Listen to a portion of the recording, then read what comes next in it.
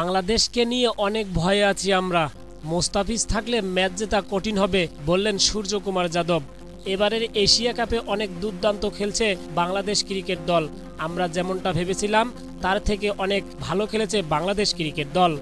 Group পর্বে 2 match জিতে runners up হয়ে সুপার 4-এ উঠেছে বাংলাদেশ ক্রিকেট দল এবং কি তারা সুপার 4-এ নিজেদের প্রথম ম্যাচে শ্রীলঙ্কাকে অনেক দুর্দান্তভাবে হারিয়ে দিয়েছে।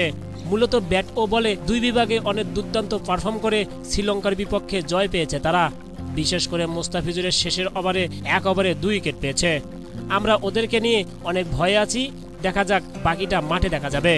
তো দর্শক, খবরের বিস্তারিত তথ্যের জন্য আমাদের ভিডিওর সঙ্গে থাকুন। সুপার 4-এ নিজেদের প্রথম ম্যাচে শ্রীলঙ্কাকে হারিয়েছে বাংলাদেশ ক্রিকেট দল, যেখানে বল হাতে গুরুত্বপূর্ণ অবদান রেখেছে মোস্তাফিজুর রহমান, আর ব্যাট হাতে এক দুর্দান্ত 50 পেয়েছে তাওহিদ হৃদয়।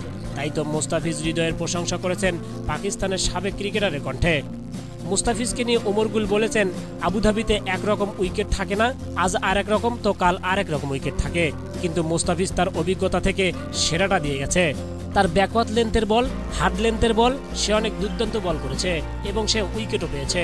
45 বলে 61 রান করেন সাইফ হাসান, তাওহিদ হৃদয় করেছেন 37 বলে 58 রান।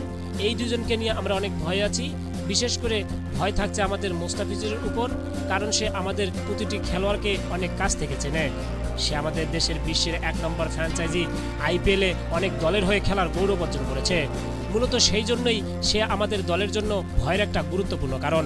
তাই আমরা বাড়তি করে মোস্তাফিজকে সামাল দেওয়ার চেষ্টা করব এবং সেই অনুযায়ী মাঠে নামব।